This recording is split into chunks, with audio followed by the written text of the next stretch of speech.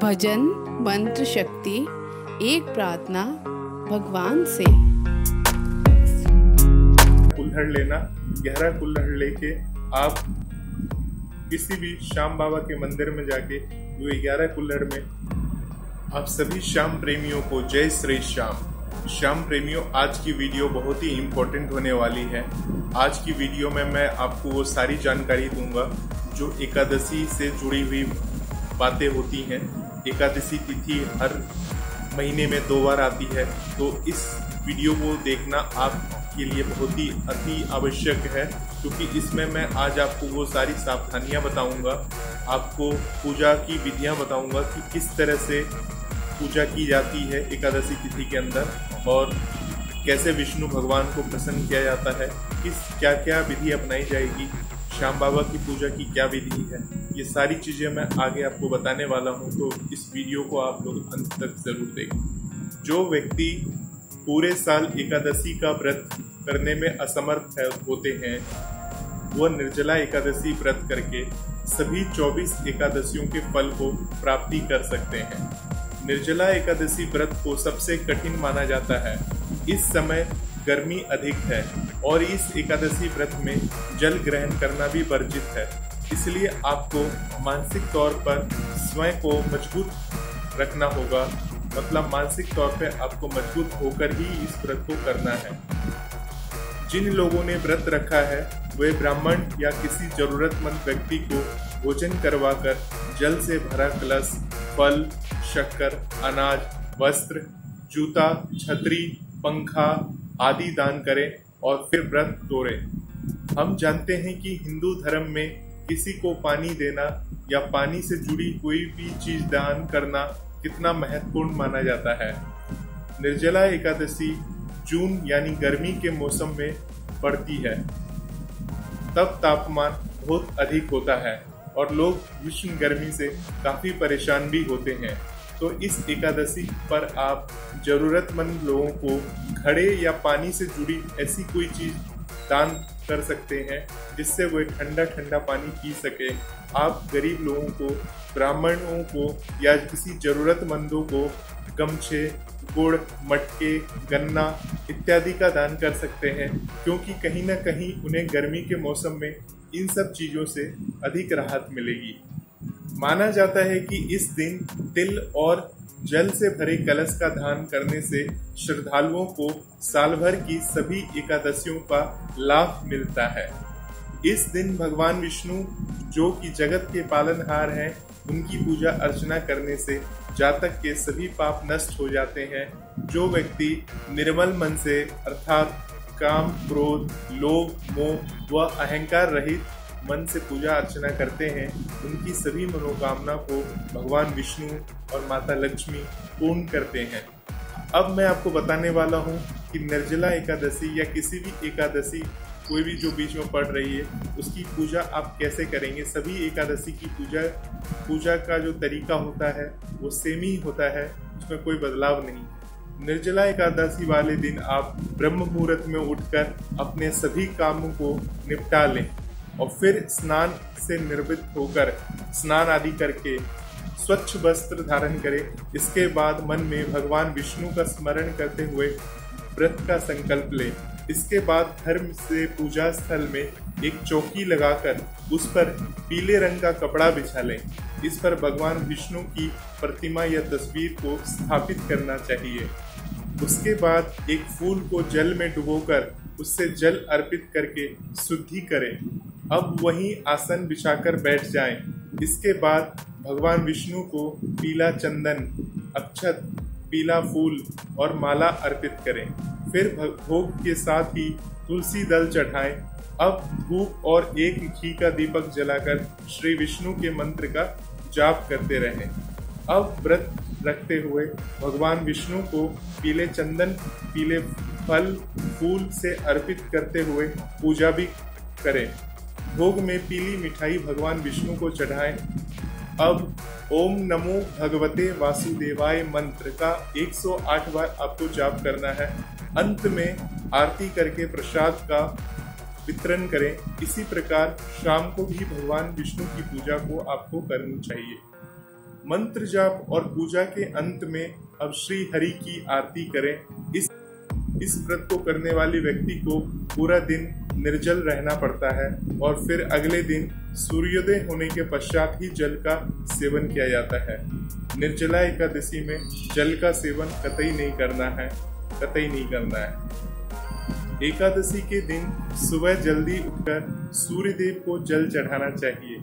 एकादशी के दिन क्या करना चाहिए उसके बारे में मैं आपको बता रहा हूँ। इसके बाद पीले रंग के वस्त्र धारण करके भगवान विष्णु की पूजा करनी चाहिए। उन्हें पीले फूल पंचामृत अर्पित करनी चाहिए। इस दिन एक फूट भी जल का सेवन नहीं करना होता है। इस दिन जल और जल से भरे पात्र का दान करना बेहद शुभ माना जाता है। जल का पात्र घड़ा हो सकता है या कलश हो सकता है जो आप दान कर सकते हैं। अगर आपका स्वास्थ्य सही नहीं है तो ऐसी स्थिति में आप दिन भर उपवास के दौरान गुनगुने पानी में नींबू डालकर पी सकते हैं।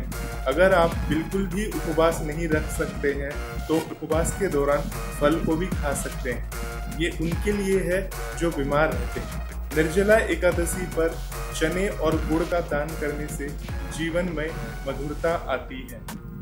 पुराणों के अनुसार इस दिन ब्राह्मणों को जूते दान करना बहुत शुभ माना जाता है और उनसे आपको जो आशीर्वाद मिलता है इससे आपके सभी रुके हुए काम बन जाते हैं, आपके सभी काम सिद्ध होते हैं और आपके जीवन में एक नई पॉजिटिव एनर्जी का जन्म भी होता है। छाता दान में देना बहुत लाभकारी माना जाता है। जैसा कि आप जानते हैं कि इन दिनों गर्मी कितनी तेज है और अगर आप किसी जरूरतमंद या किसी ब्राह्मण को छाता दान करते हैं तो वो गर्मी के मौसम में छाता लेकर निकलेगा और फिर उसे सूरज की किरणों का एहसास नहीं होगा और वो आपको आशीर्वाद देगा। जब भी वो ऐसे मौसम में घर से बाहर निकलता है और उसे धूप का एहसास नहीं होता तो आप जानते हैं कि जब भी हमें किसी ज़रूरतमंद का आशीर्वाद मिलता है तो हमारे जीवन में खुशियों की बौछार हो जाती। निर्जला एकादशी के दिन राहगीरों को सुगंधित शरबत पिलाने से जीवन में शीतलता आती है, किंतु अगर यह शरबत मिट्टी के पात्र में पिलाया जाए तो सोने पर सुहागा होता है। व्यक्ति का बौद्धिक विकास होगा, धर्म की स्थिति दूर होकर लाभ ही लाभ होगा। शरबत को प्लास्टिक के गिलासों में वितरण नहीं करना चाहिए। इस दिन प्लास्टिक स्वास्थ्य के लिए हानिकारक होता है, साथ ही यह हमारे राहु ग्रह के दूषित प्रभाव डालता है। फलस्वरूप क्रोध, लड़ाई झगड़ा, दुर्घटना व बीमारी का खतरा अधिक बढ़ जाता है। इसलिए जो कुल्हड़ आते हैं, मिट्टी के कुल्हड़ आते हैं लंबे लंबे टाइप के, उसमें आप शरबत बना के उसका वितरण करें। इस दिन यज्ञ, हवन व मंत्र उच्चारण करने से वातावरण का शोधन होता है। व्रत करने से शारीरिक व मानसिक विकास होता है। शरीर में मौजूद विषाणु नष्ट होकर उच्च स्वास्थ्य की प्राप्ति होती है। व्रत को द्वादश के दिन पारण करते हैं, मतलब द्वादशी तिथि के दिन पारण किया जाता है इस व्रत का। अब मैं आपको बता रहा हूँ इस व्रत में तुलसी जी की पूजा का क्या महत्व है, तुलसी की पूजा आपको कैसे करनी चाहिए। एकादशी पर भगवान विष्णु की पूजा की जाती है और इस दिन तुलसी का पूजन करने से सत्यनारायण भगवान प्रसन्न होते हैं। शाम के समय तुलसी के पास घी का दीपक जलाकर विष्णु सहस्त्र नाम का पाठ करना चाहिए। ऐसा करने से घर में आपको आर्थिक तंगी नहीं होगी और कर्ज से मुक्ति भी मिलेगी। अब मैं आपको बताने जा रहा हूँ कि आपको निर्जला एकादशी पे क्या करना चाहिए और या क्या नहीं करना चाहिए।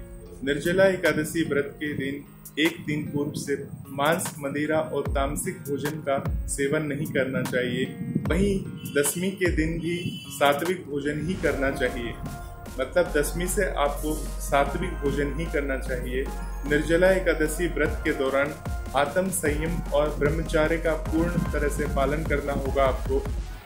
ये किसी भी एकादशी में यही सारे रूल्स होंगे। इस दिन दान पुण्य का भी बहुत महत्व होता है। व्रत वाले दिन जल से भरा हुआ कलश आपको दान करना है।